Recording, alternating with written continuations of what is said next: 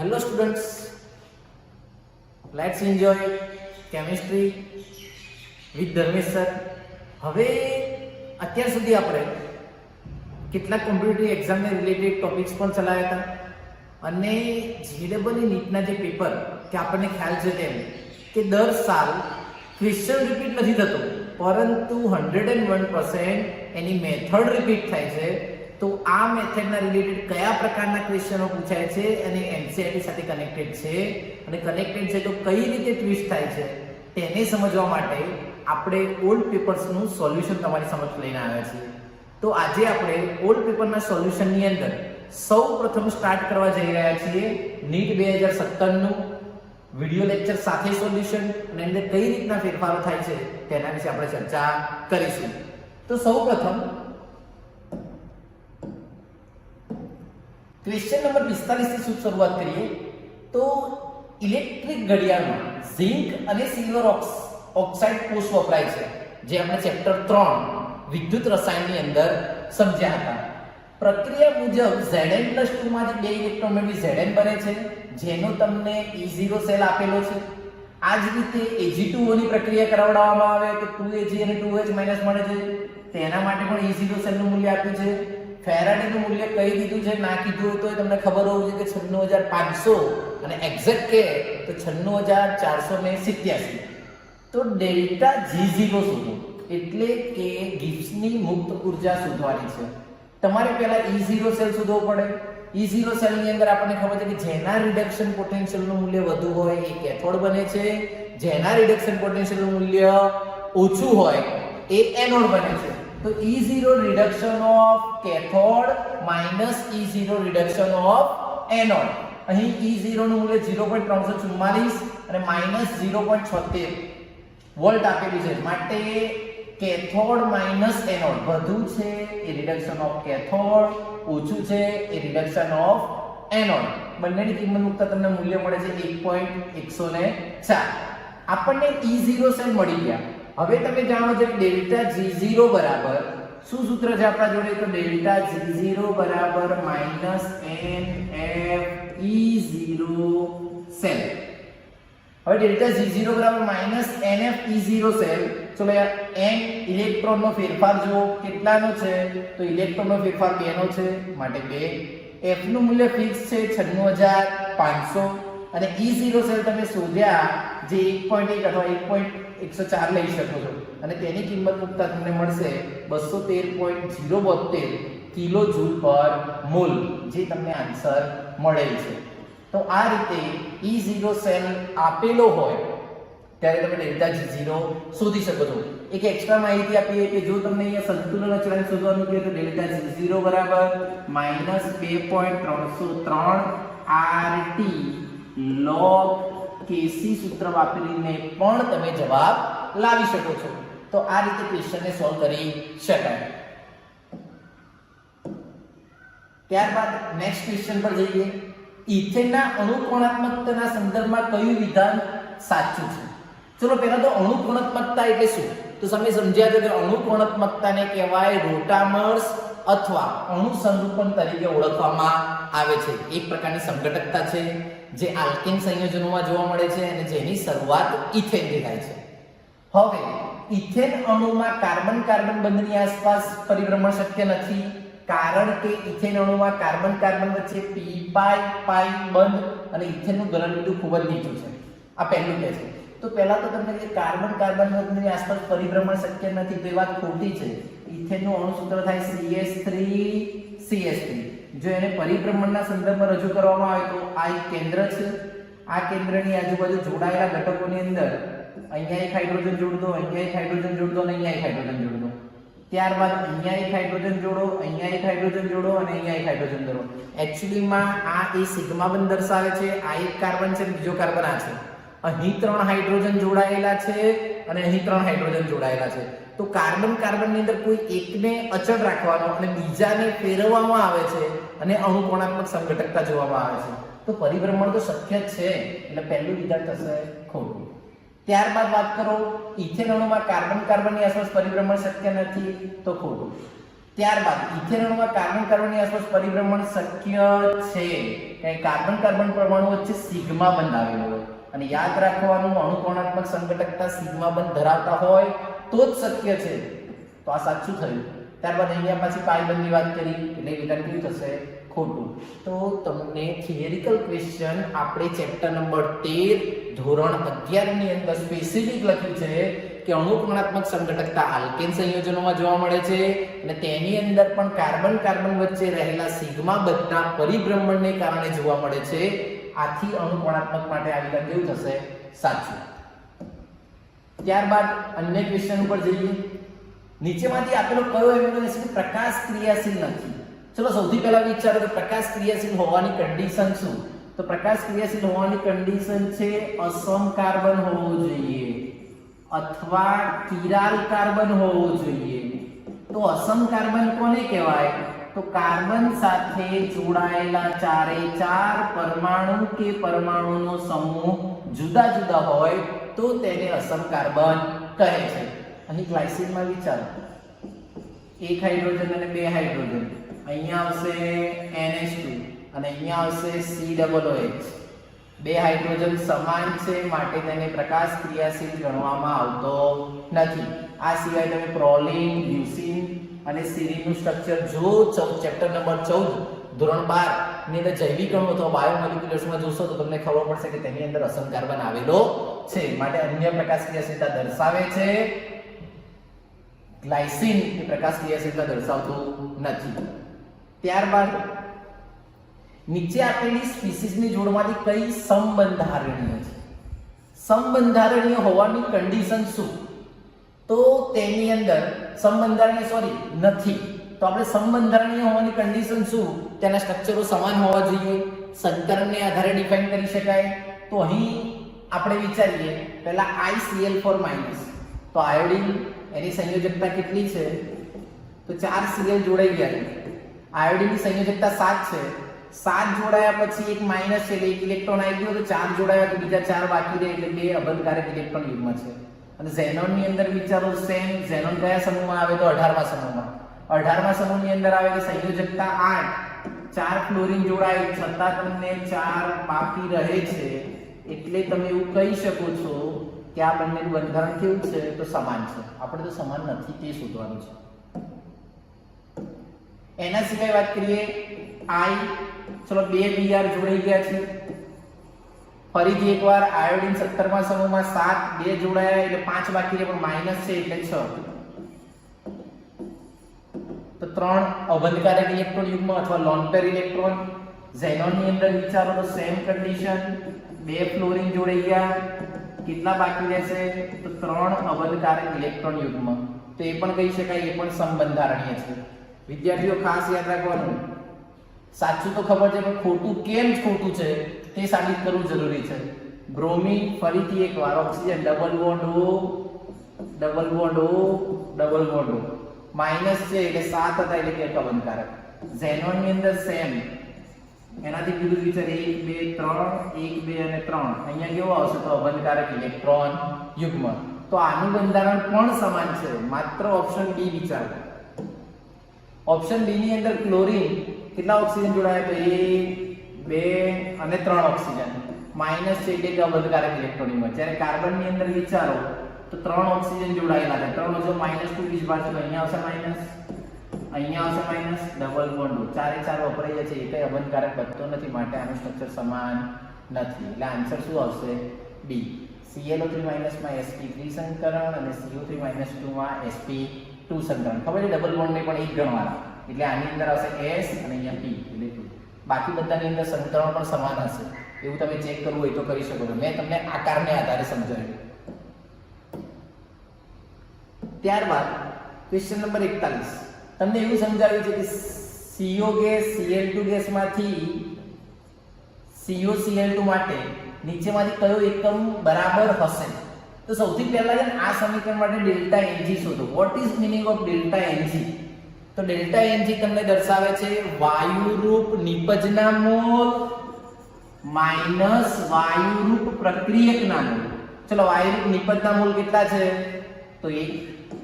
વાયુ પ્રક્રિયકના મૂળ કેટલા છે? તો 1 અને 1 2, તો જવાબ આવશે -1 જે તમને અહીંયા આપેલો છે. ત્યારબાદ Kp અને Kc નો સંબંધ શું? તો Kp બરાબર Kc RT ડેલ્ટા Ng. તો Kp upon Kc. ચલો -1 અહીંયા કિંમત મૂકી દો એટલે ઘાત નીચે આવી જશે એટલે 1 upon RT. એ તમારો આન્સર છે. તો આન્સર કયો આવશે? A. તો કન્ડિશન શું? તો તમને ડેલ્ટા Ng શોધતા આવડતા હોવા જોઈએ અને Kp અને Kc વચ્ચેનો સંબંધ ખબર હોવો જોઈએ તો તમે આન્સરને સમજાવી શકો.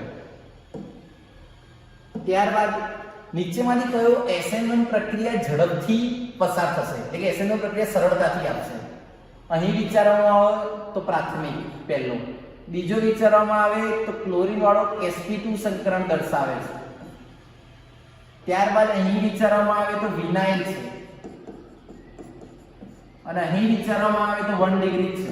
સૌથી વધુ સ્થાયીતા કોની?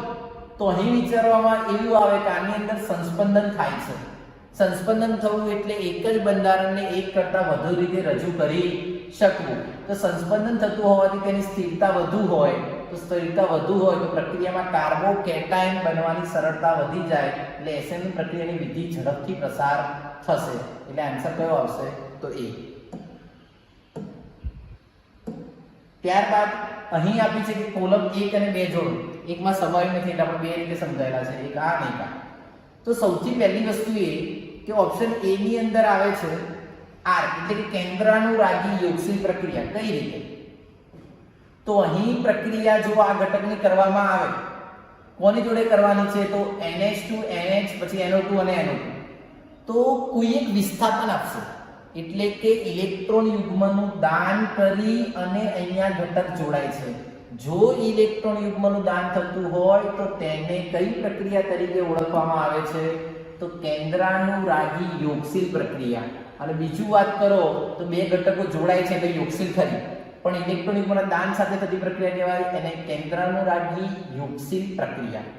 ત્યારબાદ વિચારવામાં આવે બીજી પ્રક્રિયા. ચલો બીજી પ્રક્રિયા માટે વિચારીએ તો પ્રક્રિયા B ની અંદર આવે છે P. કઈ રીતે? તો એના માટે વિચારવામાં આવે કે અહીં ઘટક સાથે પ્રક્રિયા કરાવવામાં આવે. કોના જોડે કરવાની છે? તો કોન્સન્ટ્રેશન H2SO4 OH જોડે પ્રક્રિયા કરાવવામાં આવે તો અહીં આવશે ઇલેક્ટ્રોન અનુરાગી વિસ્થાપન પ્રક્રિયા.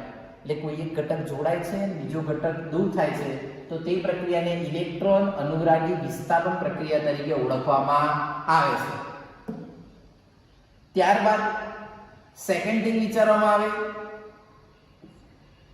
C બરાબર Q છે એટલે કેન્દ્રાનુરાગી વિસ્થાપન પ્રક્રિયા. કેન્દ્રાનુરાગી વિસ્થાપન પ્રક્રિયા કઈ રીતે દર્શાવી શકાય? તો જો અહીંયા HS ની પ્રક્રિયા Cl સાથે કરાવવામાં બેઝની હાજરીમાં તો પ્રક્રિયા થઈ અને શું થશે? તો S ઘટક છે એ અંદર તરફ જોડાઈ જાય છે માટે તે પ્રક્રિયાને કેન્દ્રાનુરાગી વિસ્થાપન પ્રક્રિયા, જો Cl સમૂહ દૂર થાય છે માટે તેને કેન્દ્રાનુરાગી વિસ્થાપન પ્રક્રિયા તરીકે દર્શાવી શકાય છે. ત્યાર પછી નીચે આપેલી પ્રક્રિયાને ધ્યાનમાં લો જેમાં એન્થાલ્પી ફેરફાર ધન થતો હોય. હવે આ પ્રક્રિયાની અંદર 2Ag + C + D નીચે આપેલી કયું એક સંતુલન પર અસર કરશે નહીં? યાદ રાખવાનું લસેટલના સિદ્ધાંત મુજબ કોઈ પ્રક્રિયા ને અસર કરતા પરિબળ એટલે કે સંતુલનને અસર કરતા પરિબળો કયા કયા? તો તાપમાન, દબાણ, નિષ્ક્રિય વાયુઓ, ઉદ્દીપક અને સાંદ્રતા. આ બધા પ્રક્રિયાઓ એના પર ડિપેન્ડ કરે. પણ ઉદ્દીપક એ એવો ઘટક છે કે જે રાસાયણિક પ્રક્રિયાના વેગમાં વધારો કરે છે, તેના નિપજમાં કોઈ જ ફેરફાર કરે નહીં. માટે તમે એવું કહી શકો છો કે ઉદ્દીપકની અસર એ સંતુલનને અસર કરશે નહીં. માત્ર પ્રક્રિયાનો વેગ વધારે છે. પુરોગામી અને પ્રતિગામી બંને દિશામાં તેને વેગ વધારવાની ક્રિયા સમાન હોય માટે સંતુલન ઉપર અસર કરે નહીં. જેટલો ફેરફાર નિપજમાં કરે એટલો જ પ્રક્રિયકમાં પણ કરે. ત્યારબાદ 13મા સમૂહની અંદર એક સંયોજક બનાવવાની પ્રકૃતિનો સાચી પ્રદર્શિત કરો. ચલો આની અંદર પહેલા યાદ રાખવાનું કયા કયા આવે? તો બાલ, ગાંધી, indium, thallium, boron, aluminium, barium, મીડિયમ અને થેલિયમ. હવે આપણને ખબર છે કે કોઈ પણ સમૂહ, કયા સમૂહ છે? તો સમૂહ નંબર 13 છે. કોઈ પણ સમૂહમાંથી 10 બાદ કરતા તેની મહત્તમ ઓક્સિડેશન અવસ્થા મળે એટલે કેટલી મળશે? અહીં તો મહત્તમ ઓક્સિડેશન અવસ્થા તમને મળશે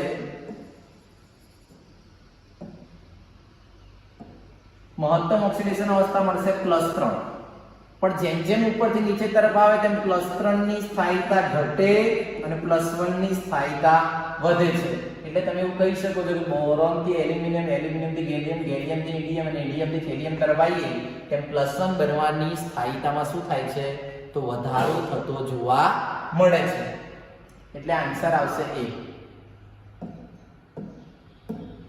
ત્યાર પછી ZnS અને PbS, ચલો બંને સલ્ફાણિક છે, તેને સાંદ્રણ કરવા માટે એટલે કે એનું સંકેન્દ્રીકરણ કરવા માટે કઈ પદ્ધતિ વપરાય તો પેલા સલ્ફાયુક્ત કાચી ધાતુ હોય તો વપરાશે કઈ પદ્ધતિ તો ફિલ્મ પ્લોન પદ્ધતિ. આ ફિલ્મ પ્લોન પદ્ધતિમાં જ્યારે બે સલ્ફાયુક્ત કાચી ધાતુને અલગ કરવાની હોય ત્યારે અવસાદક તરીકે NaCN નો ઉપયોગ થાય છે. એટલે આન્સર આવશે NaCN, બેઠે બેઠો થિયરી નો શબ્દ. ત્યાર પછી વિચારીએ કપડાની સૂકી ધોલાઈ ટેટ્રાક્લોરોઇથેન એટલે કહેવાય CCl4, જે કેન્સર પ્રેરક હતો તેની બદલે કોનો ઉપયોગ થાય છે તો પ્રવાહી CO2 નો ઉપયોગ કરવામાં આવે છે. યાદ રાખવાની બાબત છે ઇન્ફોર્મેશન. ત્યાર પછી ડી ગ્લુકોઝમાં ડી એ શું દર્શાવે છે તો યાદ રાખો કે ડી સંજ્ઞા એ સાપેક્ષ વિન્યાસ દર્શાવે છે.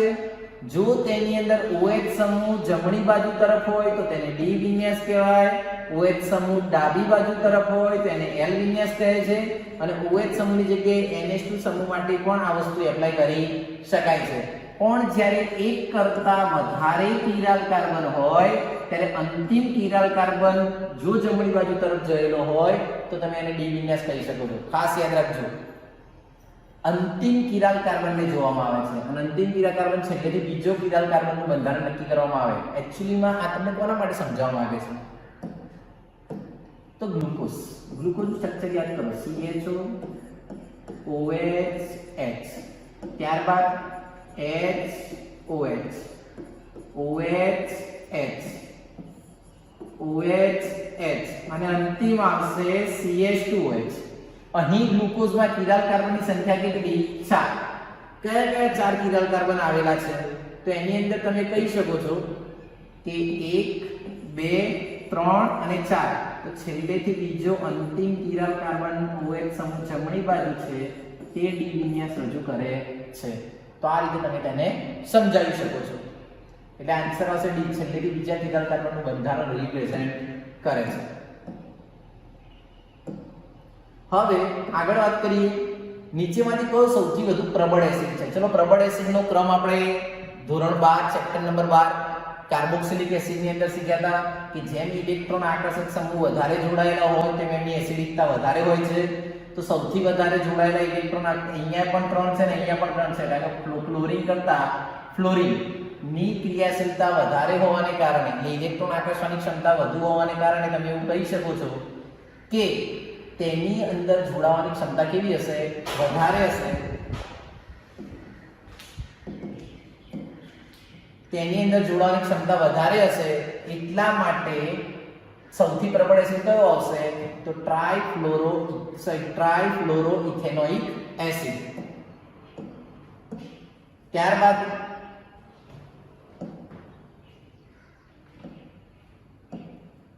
એક મિનિટ વિદ્યાર્થી મિત્રો, હવે એની અંદર વિચારવામાં એવું આવે કે N2 અને 3H2 અને 2NH3 298 કેલ્વિન તાપમાને તમને Kp નું મૂલ્ય આપ્યું છે.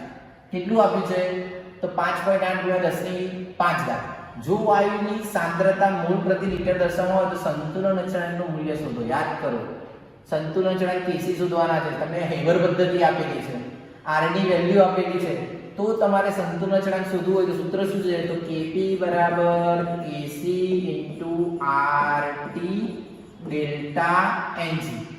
હવે અહીંયા Kc ને કરતા કરો તો Kc બરાબર સૂત્ર શું થઈ જશે તો Kp/RT. હવે આના માટે ડેલ્ટા Ng શોધો. ડેલ્ટા Ng નું સૂત્ર શું તો Np - Nr. ચલો નિપજના વાયુ રૂપમોલ કેટલા છે તો માત્ર 2, અહીં ઇક્વલ ટુ છે. પ્રક્રિયકના કેટલા છે 4 તો -2 તો -2. ખબર પડી અહીંયા -2 કેવી રીતે આવ્યા.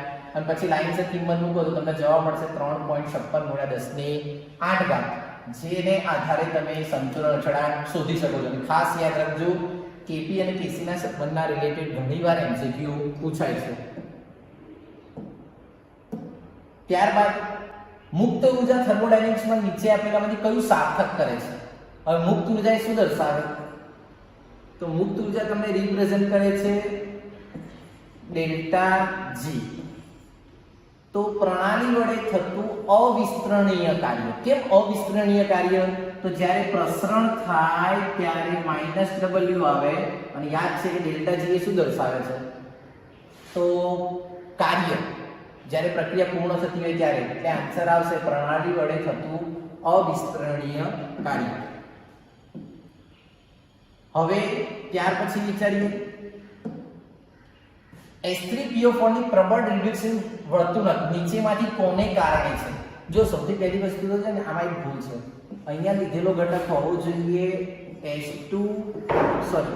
H3PO2. તેના માટે જો સ્ટ્રક્ચર કરવામાં આવે તો આવશે P ડબલ બોન્ડ O, અહીંયા આવશે એક OH, અહીંયા આવશે એક OH અને અહીંયા આવશે એક OH.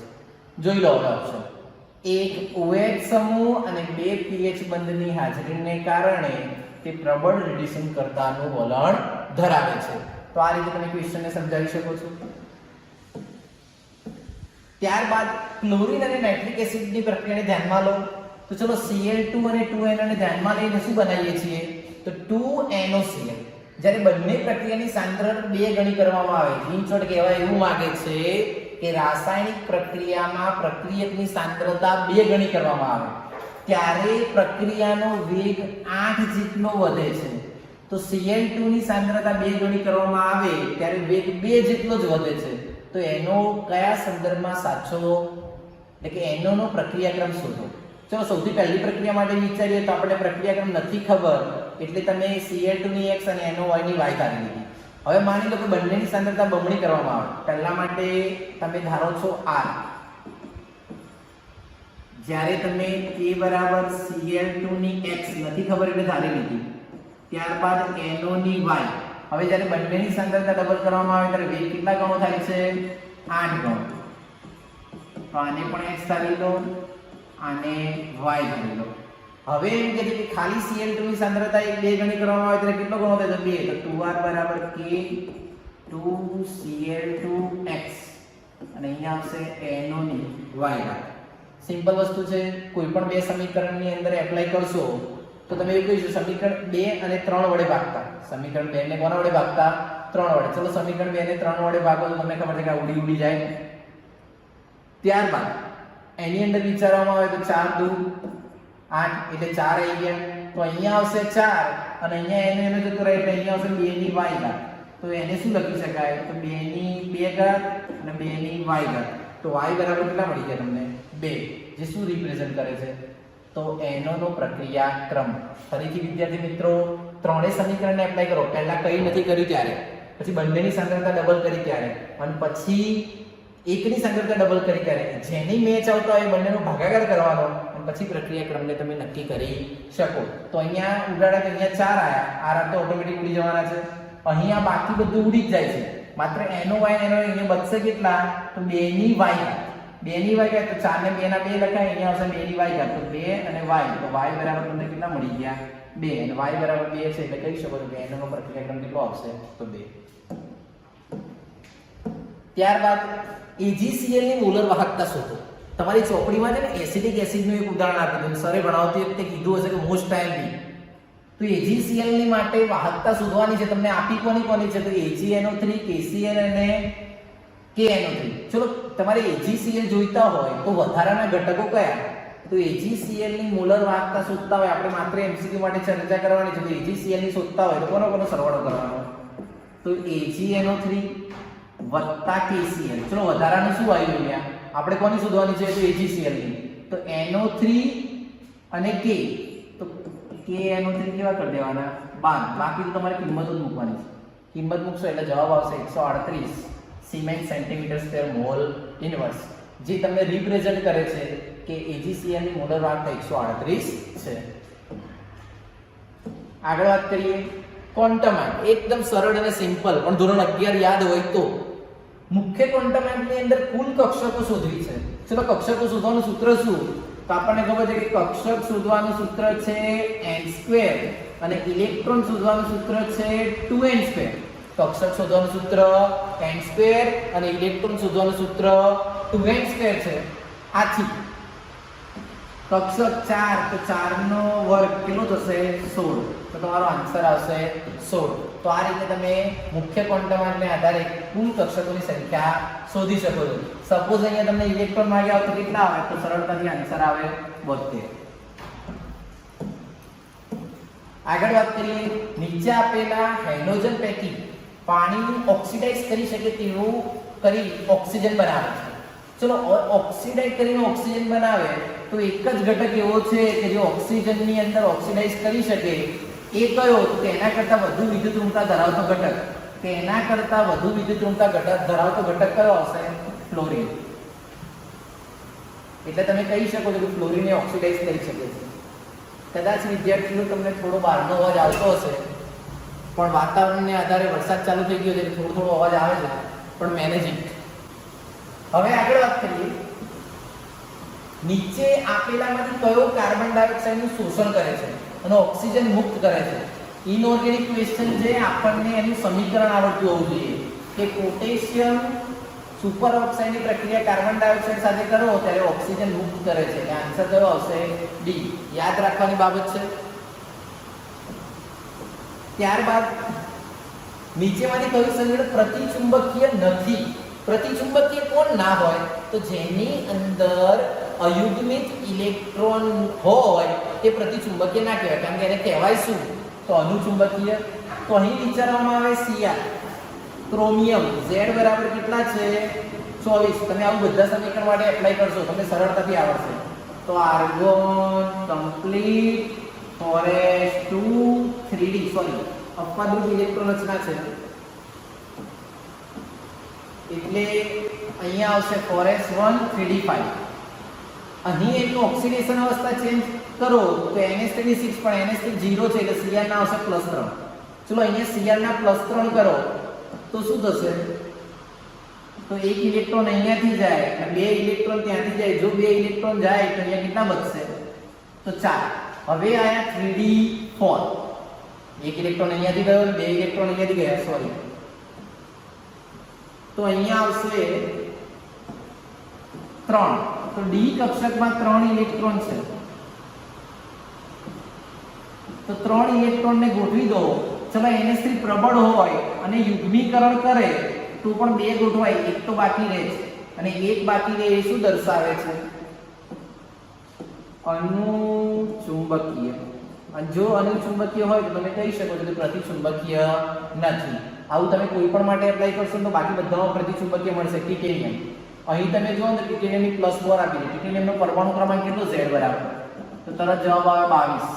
22 હોય તો આર્ગોન કમ્પ્લીટ 4s2 3d કેટલા આવશે? તો 2. આ પ્લસ નું મીનિંગ થાય કે બે ઇલેક્ટ્રોન જતા રહેશે 4s માંથી, બે ઇલેક્ટ્રોન જતા રહેશે d માંથી. એક પણ ઇલેક્ટ્રોન નથી એટલે એક પણ ઇલેક્ટ્રોન ના આવે એનો મતલબ એવો થાય કે તેની અંદર પ્રતિચુંબકીય ગુણધર્મ ધરાવે છે. આવું જ અન્ય માટે વિચારીએ. સેકન્ડ વિચારવામાં આવે ઝિંક. ઝિંકની અંદર NH3 ની તો 0 જ થશે. આપણે યાદ રાખવાનું ને NH3 તટસ્થ લિગેન્ડ છે એટલે એની અંદર 0 થશે. તો જે પણ મળે ચલો લીગલી તમે શીખવાડીએ. NH3 આખાની ઓક્સિડેશન અવસ્થા કેટલી છે? તો +2. ચલો Zn આના તો 0 થઈ જશે તો અહીંયા આયા +2. Zn ની ઇલેક્ટ્રોન રચના વિચાર તો Z બરાબર 30. આર્ગોન કમ્પ્લીટ 4s2 3d10 પણ +2 કરો તો 4s માંથી બે ઇલેક્ટ્રોન જતા રહેશે.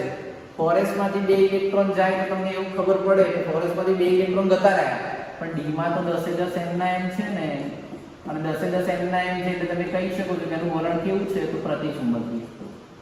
માત્ર ને માત્ર સ્કેનેડિયમમાં પણ સ્કેનેડિયમ +3 કરો. સ્કેનેડિયમનો પરમાણુ ક્રમાંક Z બરાબર કેટલો આવશે? તો 21. Argon complete 4s2 3d1 3 electron દૂર કરો એટલે 3 ઇલેક્ટ્રોન દૂર થઈ જાય. માટે તે પણ પ્રતિચુંબકીય બને. માત્ર ક્રોમિયમ જ પ્રતિચુંબકીય બનતો નથી. ત્યારબાદ વિચારીએ, નીચે આપેલા વિધાન પૈકી કયું સાચું નથી? CH4 NH3 H2O અને H2S નો બંધકોણ અનુક્રમે તો બરાબર છે. CH4 જેની અંદર વિચારવામાં આવે તો કાર્બનની અંદર ચારે ચાર ઘટક જોડાઈ ગયા માટે સમચતુષ્ફલકીય છે, બંધકોણ થશે 109 ડિગ્રી અને 28 કડા. ત્યારબાદ વિચારો NH3 માં 3 હાઇડ્રોજન જોડાઈ ગયા, એક અબંધકારક છે. અબંધકારક યાદ કરો BSETR શું સમજાવ્યું હતું? તો મહત્તમ અંતર રહે અને ન્યૂનતમ અપાકર્ષણ રહે તે રીતે ગોઠવાય માટે આનો બંધકોણ થશે 107. અને H2O નું વિચારો તો ઓક્સિજનની અંદર બે અબંધકારક ઇલેક્ટ્રોન આવે અને બે બંધ જ જોડાયેલા છે એટલે એના કરતા પણ ઓછો 104.5. તો પહેલી વસ્તુ સાચી છે. ત્યારબાદ વિચારો બંધકોણ નીચેમાંથી કોનું બંધકોણ ક્રમને અનુસરે છે? તો તમને શીખવાડ્યું છે કે જો સરવાળો 14 થાય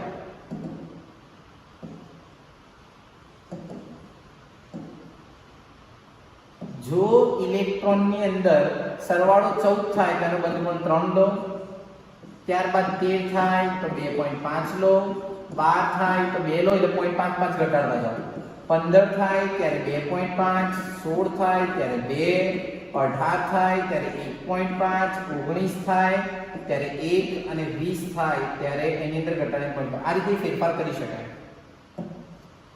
હવે આની અંદર એપ્લાય કરીએ. ચલો O2 પ્લસ 8 દુ 16, 16 માંથી 1 કાઢો એટલે કેટલા આવશે? 15 એટલે 2.5. ત્યારબાદ વિચારવામાં આવે O2 16 એટલે કેટલા આવે? તો 1. ત્યારબાદ વિચારવામાં આવે O2 માઈનસ 8 દુ 16 ને 1 17, 17 હોય ત્યારે કેટલા આવશે? તો 16 હોય ત્યારે 1 તો અહીંયા આવશે, ઘટાડતા જાઓ 14 કરતા 2 ઘટાડો 1 મિનિટ ભૂલ છે, અહીંયા આવશે 16 છે એટલે 2, 17 હોય ત્યારે આવે 1.5 અને O2 માઈનસ 2 એટલે ઇલેક્ટ્રોન થશે 18 તે આવશે માટે ક્રમ બરાબર છે એટલે બીજો ઓપ્શન પણ સાચો છે. H બંધની પ્રબળતા જેમ નજીક હોય એમ પ્રબળતા વધે તો HF સૌથી વધારે, ત્યારબાદ H2O, ત્યારબાદ NH3 અને HCl. તમે વિદ્યુત ઋણતાને આધારે પણ કહી શકો છો કે ઓપ્શન સાચો છે. માત્ર ડી ઓપ્શન ની અંદર એમ કીધું છે કે O C triple bond O plus અને O ડબલ બોન્ડ O બંધારણ O2 કરતા વધુ સ્થાયી બંધારણ છે તો આ વસ્તુ ખોટી છે, એવું શક્ય છે નહીં. કારણ કે સૌથી વધુ સંસ્પંદન દર્શાવતું સૂત્ર હોય ને જે બેલેન્સ અવસ્થામાં હોય એ સ્થાયી કહેવાય. આ ઘટકને સ્થાયી ગણવામાં આવશે નહીં એટલે આન્સર આવશે નહીં. ત્યારબાદ હવે તમને એવું કહે છે કે બેન્ઝીનની પ્રક્રિયા COHCl અને નિર્જળ CuCl3 ની હાજરીમાં કરવાનો AlCl3 અને CuCl જોડે કરવાનો એકચ્યુઅલી માં પ્રક્રિયા કઈ છે? તો તમે એવું કહી શકો છો, એક મિનિટ વિદ્યાર્થી મિત્રો, તો તમે અહીંયા કહી શકો છો કે આ પ્રક્રિયા કઈ છે? તો તેને ઘાટરમેન પ્રક્રિયા તરીકે ઓળખવામાં આવે છે. કઈ પ્રક્રિયા તરીકે ઓળખવામાં આવે છે? તો ઘાટરમેન પ્રક્રિયા તરીકે ઓળખવામાં આવે છે. બેન્ઝીનમાંથી બેન્ઝાલ્ડિહાઇડ બનાવતી એક જ સ્ટેપની પ્રક્રિયા કઈ પ્રક્રિયા કહેવાય? તો ઘાટરમાન. ચેપ્ટર 12 આલ્ડીહાઇડ કીટોન અને કાર્બોક્સિલિક એસિડ ધોરણ 12 ની અંદર શીખ્યા હતા. ત્યારબાદ પ્રક્રિયા કરાવવામાં આવે બેન્ઝીન ઉપર COCH3 કઈ પ્રક્રિયાને અનુસરે છે? તો તમે એવું કહી શકો છો કે આ અનુસરશે ક્રોસ આલ્ડીહાઇડ સંઘનન પ્રક્રિયાને અને અહીંયા બે કાર્બન ધરાવે છે અને અહીંયા એક કાર્બન ધરાવે છે તો મળતી નિપજ કઈ હોવી જોઈએ? તો કેલા કહે છે બેન્ઝીન. તો બેન્ઝીન તો પોસિબલ છે ને કારણ કે બે ઘટક જોડાવાના છે. ત્યારબાદ કહે છે બેન્ઝાલ્ડિહાઇડ તો એ પણ પોસિબલ નથી. મળતો ઘટક કયો આવશે? તો એસિટોન. એસિટોન તો એલિફેટિક છે કે એરોમેટિકમાંથી થોડો ઓટોમેટિક એલિફેટિક થઈ જાય તો એ પણ શક્ય નથી. છેલ્લે ઘટક આવે એસિટોફિનોન. એસિટોફિનોન સાથે પ્રક્રિયા કરાવવામાં આવે ત્યારે તમને આ નિપજ મળે છે. એટલે અહીંયા લીધેલો ઘટક કયો છે? તો એસિટોફિનોન. અને અહીંયા તમને નિપજ આપેલી છે એને આધારે એસિટોફિનોન નક્કી કરવામાં આવે. ત્યાર પછી લેન્થેરિયમ +4 ઓક્સિડેશન અવસ્થા દર્શાવતા ઉમદા વાયુની ઇલેક્ટ્રોન રચના પ્રાપ્ત કરે. ચલો 4 ઇલેક્ટ્રોન દૂર કરો તો નિષ્ક્રિય તત્વ ઝેનોન જેવું અથવા કોઈ પણ નિષ્ક્રિય તત્વ જેવી ઇલેક્ટ્રોન રચના ધરાવતું તત્વ કોઈ બધાની ઇલેક્ટ્રોન રચના આપી જ દીધી છે. સરળ અને સિમ્પલ વાત કરું તો બધામાંથી 4 દૂર કરવાના જેમાં 18મા સમૂહના પરમાણુ ક્રમાંકમાં આવી જાય એ તમારો સાચો જવાબ. તો સીરિયમનો પરમાણુ ક્રમાંક જો ડાયરેક્ટ જવાબ પર જઈએ તો 58. તો સીરિયમની અંદર તમે +4 કરો છો તો એની રચના કોના જેવી થઈ જાય? તો તો ઝેનોન જેવી પરમાણુ ક્રમાંક 54 ધરાવે છે, તો નિષ્ક્રિય તત્વ અથવા અમદાવાયુ જેવી રચના પ્રાપ્ત કરે છે. ત્યાર પછી વિચારવામાં આવે નાયલોન 6. ચલો નાયલોન 6 ની અંદર તેની નાયલોન 6 ની બનાવટમાં કયો ઘટક વપરાય તો ટેપ્રોનેક્ટન.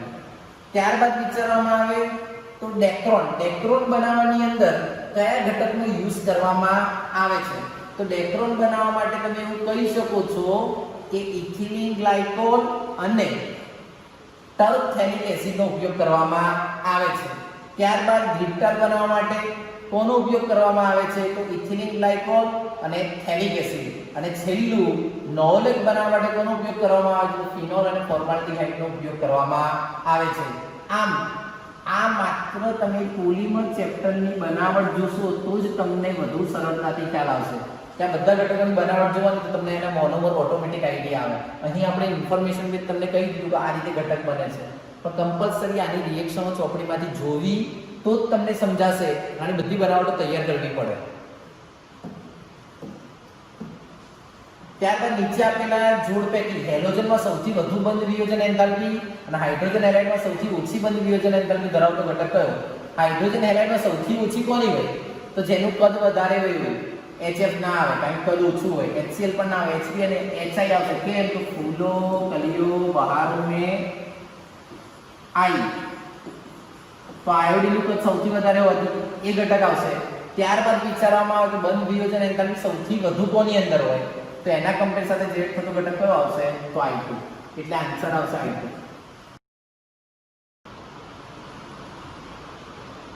ક્વેશ્ચન નંબર 18 નીચે આપેલા કૃત્રિમ ઘડા પદાર્થમાંથી કયો રાંધવાના તાપમાને અસ્થાયી છે? અસ્થાયી છે એટલે કે તેની જે ગળાશનો ગુણધર્મ છે એ ગુમાઈ ગયો. તો ચેપ્ટર નંબર 16 ધોરણ 12 ની અંદર આપણે કેટલીક કૃત્રિમ ઘડા પદાર્થો વિશે ચર્ચા કરી હતી. એની અંદર કેટલાક પદાર્થો એવા છે કે જે રસોઈના તાપમાને પણ સ્થાયી છે અને કેટલાક પદાર્થો એવા છે કે જે રસોઈના તાપમાને અસ્થાયી થઈ જાય છે, એટલે એનો ઉપયોગ થાય આઈસ્ક્રીમ અને એવા બધા પદાર્થોમાં ઘડા પદાર્થ તરીકે. તો એસ્પાર્ટમ એવો પદાર્થ છે કે જે રાંધવાના તાપમાને અસ્થાયી થાય છે. સ્પેસિફિક એનસીઈઆરટીમાં બેઠે બેઠા આપેલા સ્ટેટમેન્ટનું રીઝન છે કે એસ્પાર્ટમનો ઉપયોગ કરીએ તો તે રાંધવાના તાપમાને અસ્થાયી થઈ જાય છે, એટલે એની જગ્યાએ બીજા કોઈ પદાર્થનો ઉપયોગ કરવામાં આવે છે.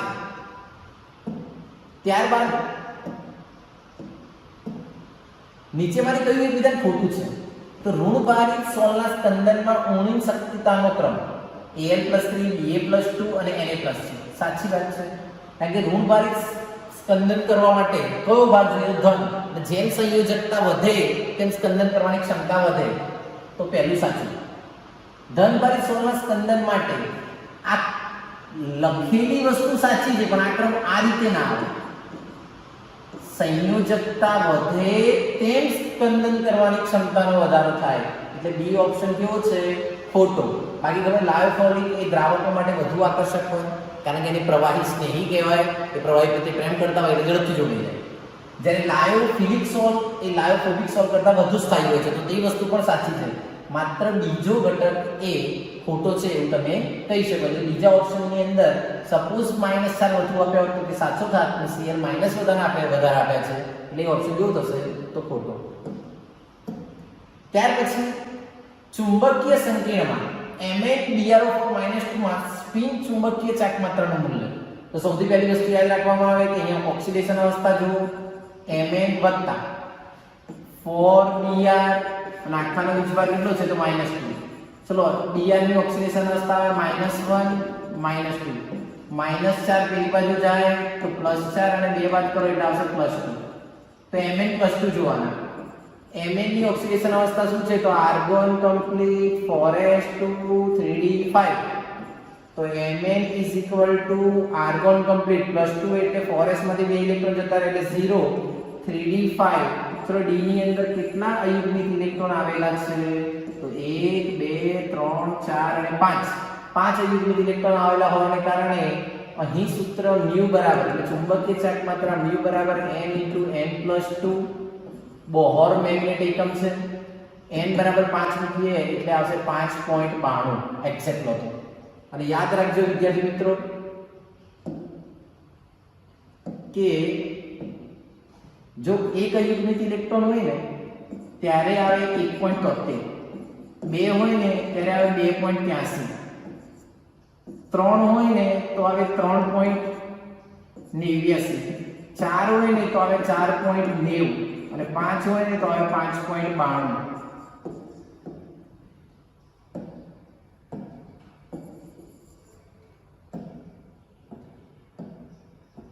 5 હોય તો આવશે 5.92. આ રીતે તમે અલગ અલગ, આ શું દર્શાવે છે? n એટલે કે અયુગ્મિત ઇલેક્ટ્રોનની સંખ્યા, અને આ શું દર્શાવે છે? ચુંબકીય ચાર્જમાત્રા. જેમ કે એકમ શું છે? Bohr magnet. એટલે યાદ રાખવું હોય તો યાદ રાખી શકાય, બાકી આ સૂત્ર મૂકો તો જવાબ આવે છે. ત્યાર પછી એક હાઇડ્રોકાર્બનમાં 85.7% કાર્બન ધરાવે છે. 42 મિલીગ્રામ સંયોજનમાં 3.01 × 10⁻20 અણુ ધરાવે છે. તો સંયોજનનું અણુ સૂત્ર શું હશે તે શોધો. તો 3.01 × 10⁻20 અણુનું દળ કેટલું થશે? તો મિલીગ્રામમાંથી ગ્રામમાં જાવ તો 42 × 10⁻³ ગ્રામ થશે. તો આપણને ખબર છે કે 1 મોલમાં કેટલા અણુ રહેલા હોય? તો 6.022 × 10⁻23. તેનું દળ કેટલું થશે? તો 84 ગ્રામ.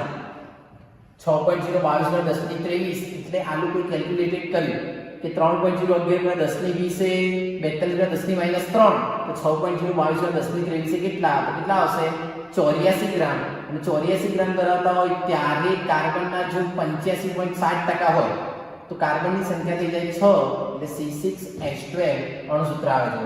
જો આઈડિયા ના આવ્યો હોય તો સૌથી પહેલી વસ્તુ યાદ રાખવાની કે તમને આપણે 3.01 × 10⁻20 અણુનું દળ કેટલું આપ્યું છે? તો 42 × 10⁻³ જેની અંદર સંયોજનનું દળ આપી દીધું છે.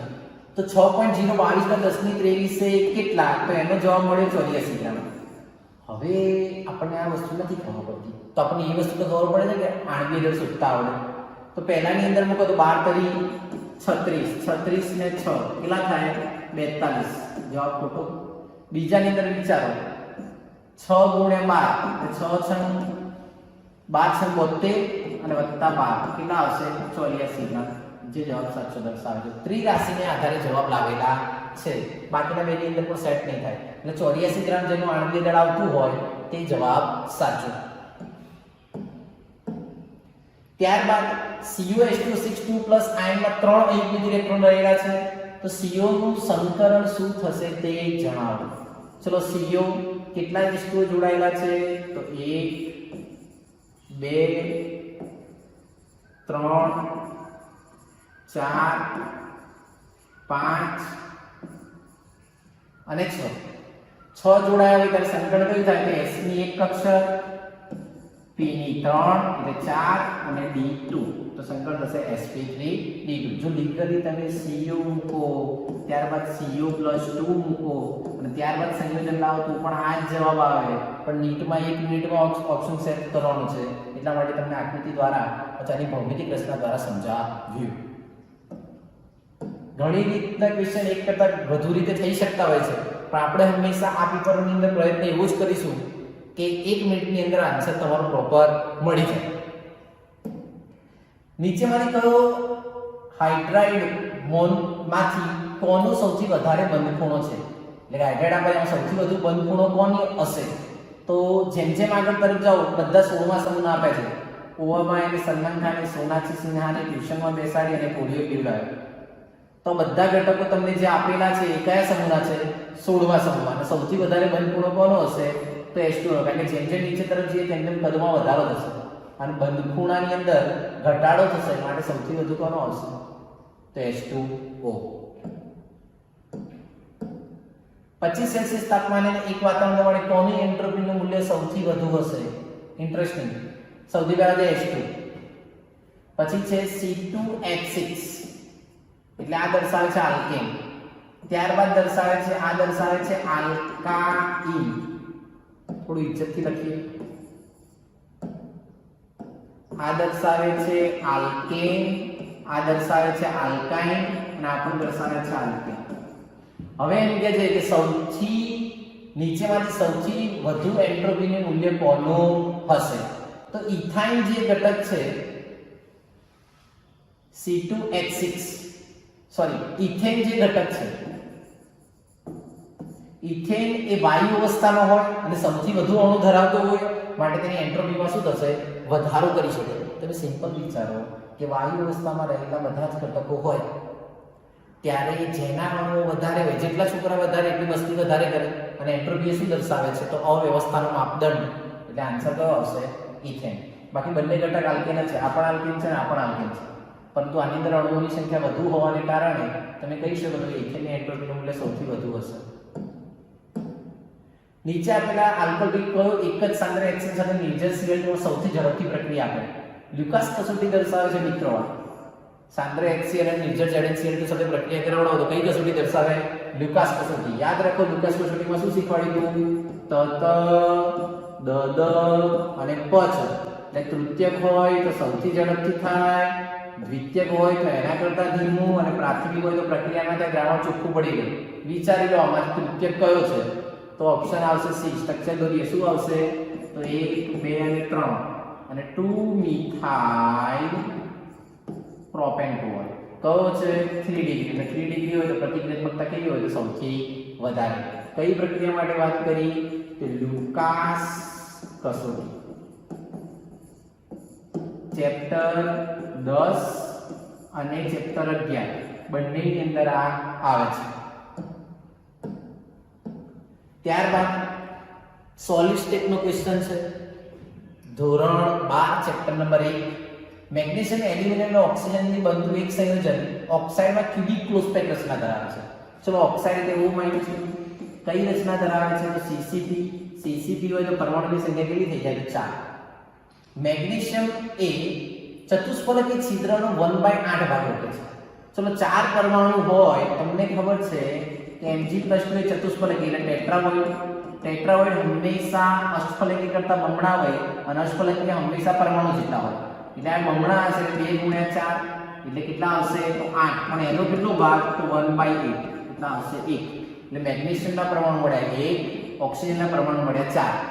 Al+3 અષ્ટફલકી અણુ. ચલો અષ્ટફલકી કેટલા છે? તો 4. કારણ કે જેટલા પરમાણુ હોય એટલા અષ્ટફલકી હોય, એને ઓવોઇડ કહેવાય, ઓક્ટાહેડ્રલ વોઇડ. એનો કેટલો ભાગ રૂપે છે? તો 1/2. તો કેટલા આવશે? 2. તો આન્સર આવશે 2. હવે આ બધાને મેચ કરી લખી નાખો. શું આવશે? તો મેગ્નેશિયમ 1, એલ્યુમિનિયમ 2 અને ઓક્સિજન 4. મોસ્ટ ટાઈમલી આવા ઘણીવાર MCQ પૂછાય છે.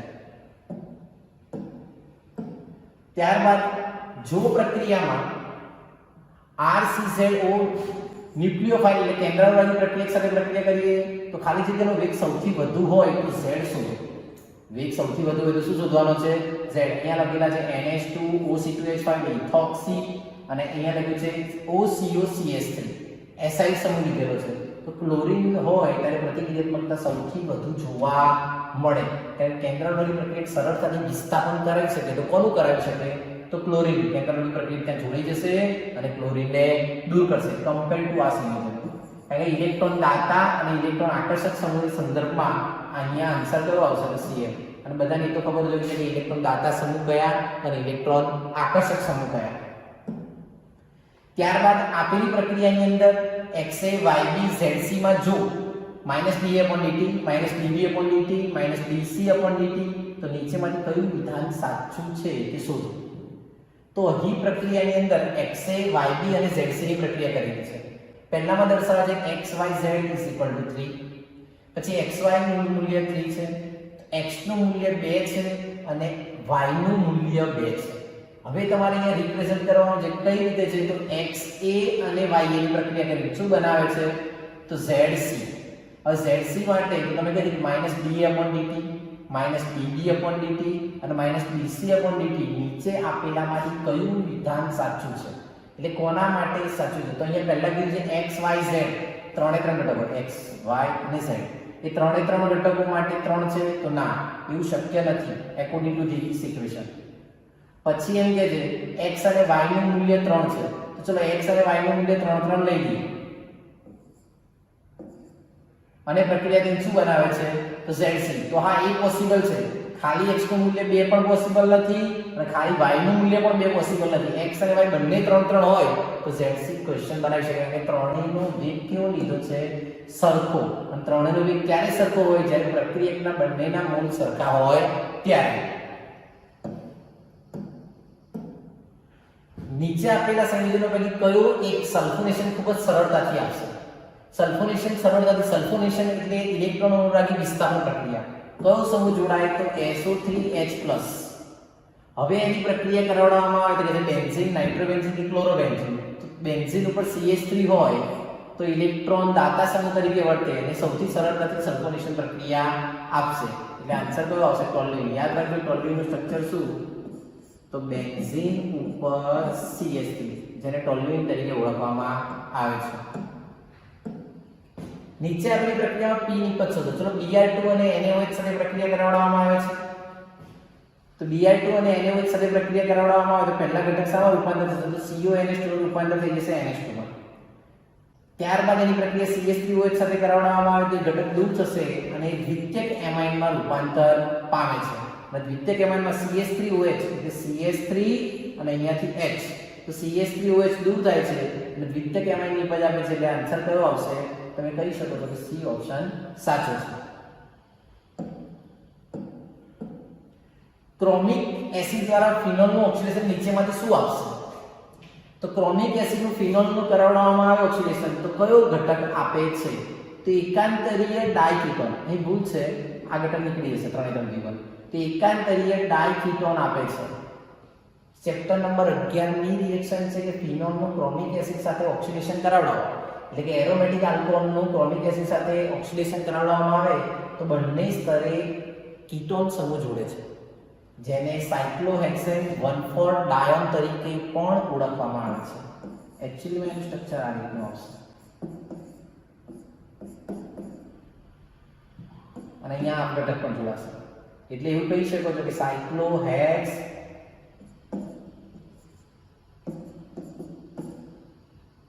સાયક્લોહેક્સ 2,5-1,4-ડાયોન એ રીતનો ઘટક જોવા મળે. એટલે કે એકાંતરીય ડાયકીટોન આપે છે. નીચે આપેલા આયનોમાંથી કયા એકનો ચતુષ્ફલકીય આકાર નથી? ચતુષ્ફલકીય આકાર કોનો ના હોય?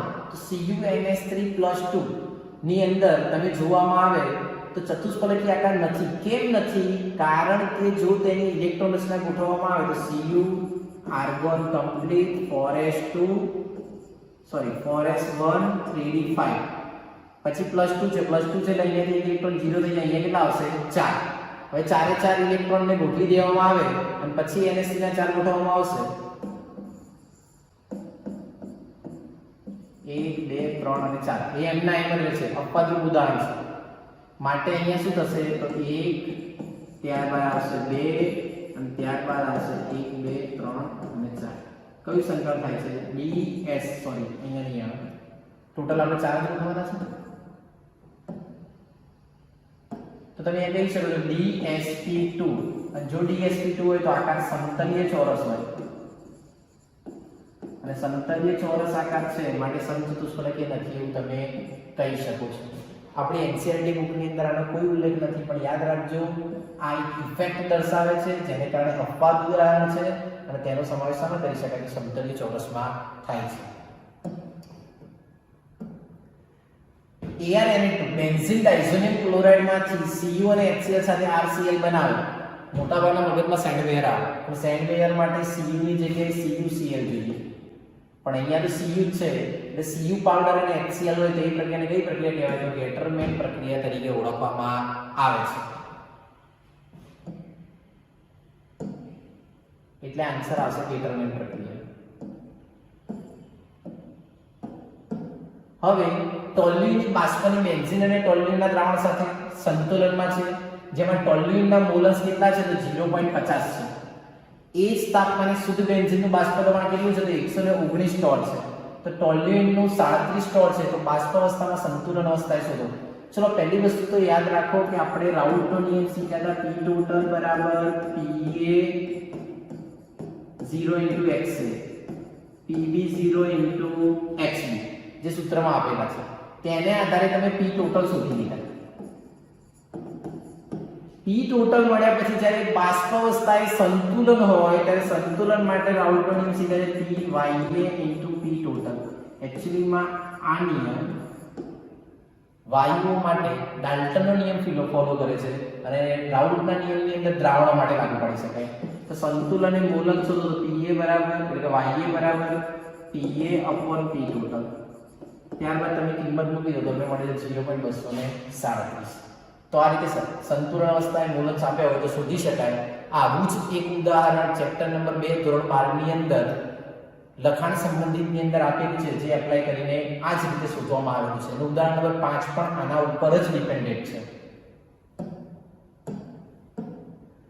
Dn કોઓર્ડિનેટ સંકીર્ણમાં ઇલેક્ટ્રોન સ્ફટિક ક્ષેત્રવાદ Δ0 માં યુગ્મીકરણ ઊર્જા P પર આધાર રાખે છે. તો કઈ સ્પિન ઉચ્ચ સ્પિન ધરાવે? બે પ્રકારની હતી, ઉચ્ચ સ્પિન અને નિર્બળ ક્ષેત્ર. નીચું સ્પિન અને પ્રબળ ક્ષેત્ર. તો જ્યારે Δ0 બરાબર P એટલે કે યુગ્મીકરણ ઊર્જા વધારે હોય અને સ્ફટિક ક્ષેત્રવાદ ઓછો હોય ત્યારે તમે કહી શકો છો કે ઊંચું સ્પિન અને નિર્બળ ક્ષેત્ર ધરાવે છે. ચેપ્ટર નંબર 9 ધોરણ 12 ની અંદર આ વસ્તુ તમને સ્ફટિક ક્ષેત્રવાદ એટલે ક્રિસ્ટલ ફીલ્ડ થિયરીમાં તમે શીખેલા છો. તો અહીં ટોટલ બધા જ ક્વેશ્ચન પૂરા થાય છે. અહીં તમને 2017 ના બધા ક્વેશ્ચનોને એક જ લેક્ચરમાં સરળતાથી રજૂ કરવાનો પ્રયત્ન થયો હતો. જો કોઈ ક્વેશ્ચનમાં ડાઉટ છે અથવા કોઈ ક્વેરી તમને લાગે છે કે સમજાવવાની મેથડમાં ખબર પડતી નથી તો તમે પૂછી શકો છો. પણ સરળતાથી 45 ક્વેશ્ચનો તમારી સમક્ષ રજૂ કરવાનો ધર્મેશ સરનો બેસ્ટ ટ્રાય હતો, જેને તમે સમજશો અને બધા ક્વેશ્ચન જાતે સોલ્વ કરશો.